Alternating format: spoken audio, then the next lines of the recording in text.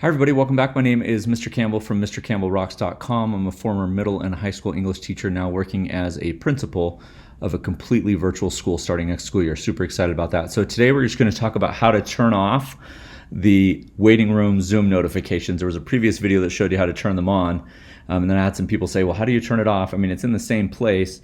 One of the problems with that alert that turns on is when you're already in your meeting, you have people that come in late.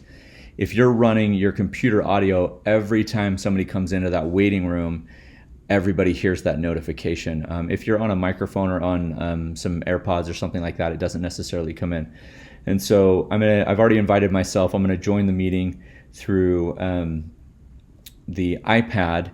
But if you'll remember correctly,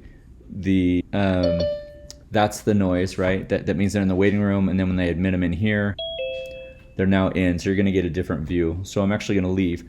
But what you'll do is you'll just come right down here to the More button, and as you scroll down, you'll have some options here. So every time, unless you have this in your master settings, you're going to want to click this play and join leave sound.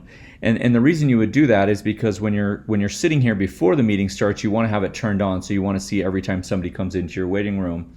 And so you'll know when they're there. But after the meeting starts and you've waited kind of a couple minutes for everybody to get there, this noise continues to go on throughout the video. So if you just click on that, and I'm actually just going to remove the other person, and that's essentially how you do it. So that's how you remove the alerts and sounds from the waiting room and joining the Zoom. Again, if you're here, it's most likely because you're an educator. I appreciate you, I love you, and I'm glad that you're here.